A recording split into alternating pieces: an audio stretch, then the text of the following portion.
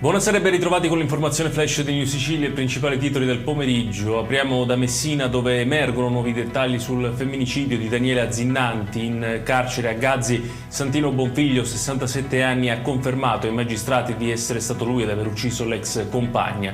Secondo quanto ricostruito, l'uomo sarebbe andato a casa della donna per discutere della denuncia presentata nei suoi confronti per violenza. La lite sarebbe poi degenerata fino all'aggressione mortale avvenuta con numerose coltellate. E rimaniamo sul delitto di Messina, da dove arriva anche la testimonianza di una vicina di casa di Bonfiglio.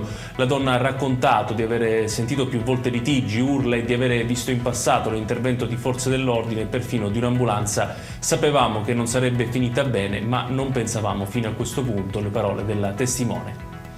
Passiamo all'economia. A Palermo oggi è stato firmato a Palazzo d'Orleano un nuovo protocollo d'intesa tra Regione Siciliana, Confindustria e ANCE per sostenere i cittadini disoccupati e avvicinare la formazione professionale alle reali richieste delle imprese. L'obiettivo è ridurre il divario tra domanda e offerta di lavoro, puntando sui profili tecnici dei settori amministrativo, edilizio, meccanico, impiantistico, web e marketing.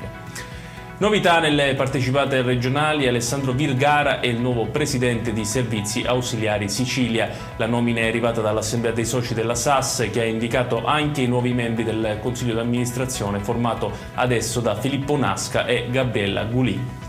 Chiudiamo con il meteo. In Sicilia nella giornata di domani tornano nuvole e piogge su diverse aree dell'isola, in particolare sui settori tirrenici e ionici. La Protezione Civile regionale ha diramato un'allerta meteo gialla per le province di Palermo e Trapani. Secondo le previsioni, il tempo resterà variabile anche nei prossimi giorni, con un possibile peggioramento nel fine settimana. Ed è tutto per questa edizione. Tutti i dettagli su queste notizie li trovate come sempre sul nostro sito www.newsicilia.it. Grazie per averci seguito e buon proseguimento di serata.